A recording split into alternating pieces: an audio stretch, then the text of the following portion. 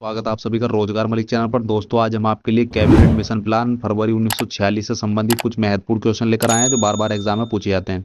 दोस्तों, important topic है, हर exam में ऐसे क्वेश्चन बनते हैं। तो चलिए स्टार्ट करते हैं बिना किसी देरी के। आपका पहला क्वेश्चन है, कैबिनेट मिशन की अध्यक्षता किसके द्वारा की गई थी? लॉर्ड एटली, स्टेफोर्ड क्रिप्स, क्लीमेंट एटली, सर पी लॉरेंस। आपका सही उत्तर हो जाएगा option D, sir Pethick Lawrence. Britain में 26 जुलाई 1945 को एटली के नेतृत्व में ब्रिटिश मंत्रिमंडल ने सत्ता ग्रहण की।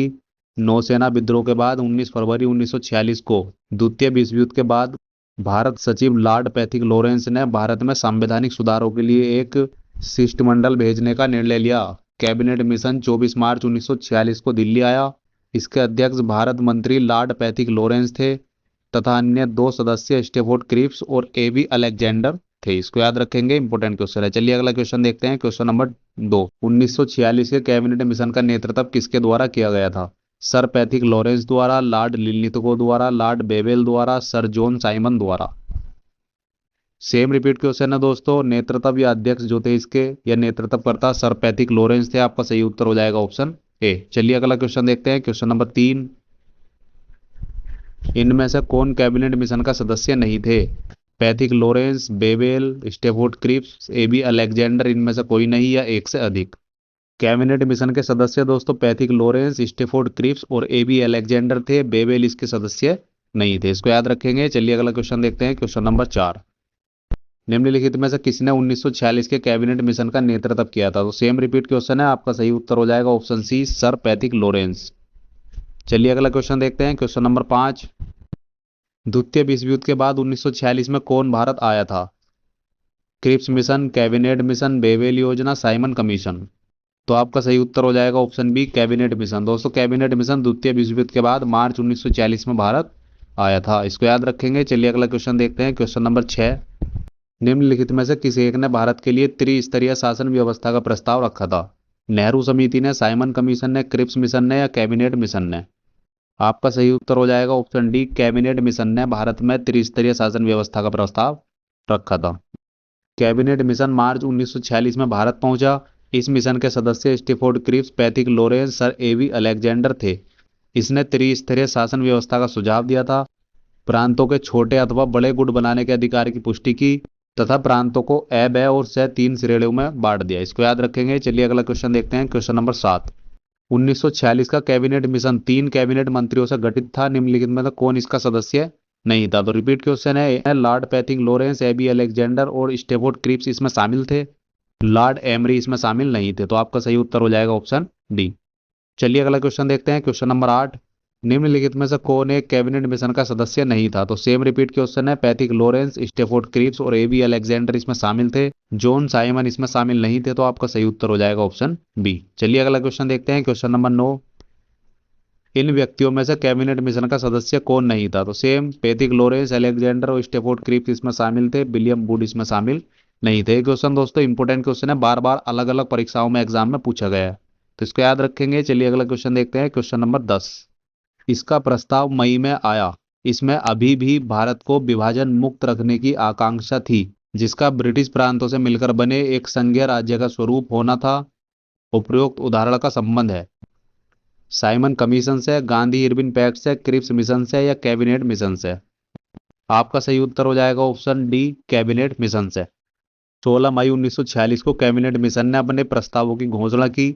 ये प्रमुख प्रस्ताव थे, भारत की एकता बनाए रखी जाए, मुस्लिम लीग की पाकिस्तान की मांग ठुकरा दी गई, भारत एक संघ होगा जिसमें ब्रिटिश प्रांत तथा देशी रियासतें शामिल होंगी, संविधान निर्मात्री संस्था या संविधान सभा का गठन प्रांतीय विधानसभाओं तथा देशी रियासतों के प्रतिनिधियों द्वारा किया जाए। इसको याद रखेंगे। चलिए अगला क्वेश्चन देखते हैं। क्वेश्चन नंबर 11, कैबिनेट मिशन योजना के विषय में निम्नलिखित में से कौन सा सही नहीं है? प्रांतीय समूहीकरण, भारतीय सदस्यों वाला अंतरिम मंत्रिमंडल, पाकिस्तान की स्वीकृति, संविधान निर्माण का अधिकार।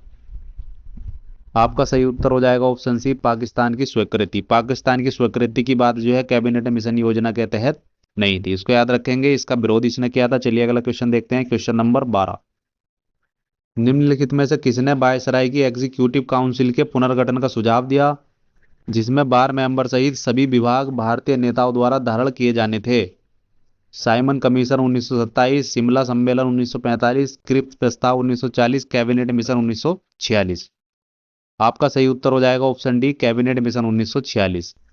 कैबिनेट मिशन 1946 ने वायसराय की एग्जीक्यूटिव काउंसिलिंग का पुनर्गठन कर अंतरिम सरकार के गठन का सुझाव दिया, जिसमें 12 मेंबर सहित सभी विभाग भारतीय सदस्यों द्वारा धारण किए जाने थे। इसको याद रखेंगे। चलिए अगला क्वेश्चन देखते हैं, क्वेश्चन नंबर 13।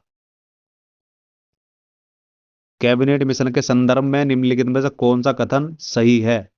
इसने एक संघीय सरकार के लिए सिफारिश की थी, तो संघीय सरकार की सिफारिश इसने की थी, ये सही हो जाएगा। इसने भारतीय न्यायालयों की शक्तियों का विस्तार किया, तो न्यायालयों से संबंधित इसमें कोई तथ्य नहीं था, तो ये गलत हो जाएगा। इसने आईसीएस में और अधिक भारतीयों के लिए उपबंध किया, तो आईसीएस में उपबंध से संबंधित इसमें कोई तथ्य नहीं था, तो आपका सही उत्तर हो जाएगा केवल एक, ऑप्शन ए। इसको याद रखेंगे। चलिए अगला क्वेश्चन देखते हैं, question number 14। Cabinet mission Bharat आया था फरवरी 1942, मार्च 1942, अप्रैल 1942, मई 1942, इनमें से कोई नहीं या एक से अधिक। आपका सही उत्तर हो जाएगा ऑप्शन ई, इनमें से कोई नहीं। कैबिनेट मिशन मार्च 1946 में भारत आया था, इसलिए आपका उत्तर इनमें से कोई नहीं सही होगा। चलिए अगला क्वेश्चन देखते हैं, क्वेश्चन नंबर 15। नीचे दो कथन दिए गए हैं, जिनमें एक कथन ए और दूसरा कारण आर है। 1946 में मुस्लिम लीग ने कैबिनेट मिशन प्लान के लिए दी गई अपनी स्वीकृति वापस ले ली थी, तो सही हो जाएगा। कैबिनेट मिशन की स्वीकृति को जो है मुस्लिम लीग ने वापस ले लिया था। 1946 में गठित अंतरिम सरकार में मुस्लिम लीग शामिल हुई थी, तो मुस्लिम लीग 1946 में गठित अंतरिम सरकार में शामिल हो गई थी। इसको याद रखेंगे। दोनों ही अलग अलग जो है सही है, लेकिन एक दूसरे से कुछ भी संबंध नहीं है, तो आपका सही उत्तर हो जाएगा ऑप्शन बी। कथन ए तथा कारण आर दोनों सही है, परंतु आर कथन की व्याख्या नहीं करता, तो इसको याद रखेंगे। चलिए अगला क्वेश्चन देखते हैं, क्वेश्चन नंबर 16। कांग्रेस के निम्नलिखित नेताओं में से कौन एक कैबिनेट मिशन योजना के पक्ष में पूरी तरह था? महात्मा गांधी, जवाहरलाल नेहरू, सरदार वल्लभ भाई पटेल, मौलाना अब्दुल कलाम आजाद। आपका सही उत्तर हो जाएगा ऑप्शन ए, महात्मा गांधी। इसको याद रखेंगे। महात्मा गांधी कैबिनेट मिशन योजना के पक्ष में पूरी तरह थे। चलिए अगला क्वेश्चन देखते हैं, क्वेश्चन नंबर 17। वह कौन सा कांग्रेस अध्यक्ष था जिसने क्रिप्स मिशन व लॉर्ड बेवेल दोनों से वार्ताएं की थी? अब्दुल कलाम आजाद, पंडित जवाहरलाल नेहरू, जेबी कृपलानी, सी राजगोपालचारी। आपका सही उत्तर हो जाएगा ऑप्शन ए, अब्दुल कलाम आजाद। अब्दुल कलाम आजाद वर्ष 1940 से 1946 तक कांग्रेस अध्यक्ष रहे थे। उन्होंने क्रिप्स मिशन 1942 में तथा लॉर्ड बेवेल 1945 में दोनों से वार्ताएं की थी। इसको याद रखेंगे, इंपोर्टेंट क्वेश्चन है। चलिए अगला क्वेश्चन देखते हैं, क्वेश्चन नंबर 18। कैबिनेट मिशन के भारत आगमन के समय भारतीय राष्ट्रीय कांग्रेस के अध्यक्ष कौन थे? जवाहरलाल नेहरू, जेबी कृपलानी, मौलाना अब्दुल कलाम आजाद, सरोजिनी नायडू। आपका सही उत्तर हो जाएगा ऑप्शन सी, मौलाना अब्दुल कलाम आजाद। मौलाना अब्दुल कलाम आजाद कैबिनेट मिशन के भारत आगमन के समय भारतीय राष्ट्रीय कांग्रेस के अध्यक्ष थे। अब्दुल कलाम आजाद को मिशन के साथ विचार विमर्श करने हेतु कांग्रेस कार्यकारी समिति ने पूर्ण अधिकार दे रखा था। 6 अप्रैल 1946 को उन्होंने सर्वप्रथम कैबिनेट मिशन के सदस्य से मुलाकात की थी। इसको याद रखेंगे, इंपोर्टेंट क्वेश्चन है। दोस्तों आज के लिए इतना ही काफी है। यदि आपको वीडियो पसंद आया हो, आगे भी इसी तरह की वीडियो प्राप्त करना चाहते हो, तो हमारे चैनल को सब्सक्राइब करें और बेल आइकन को दबा दें।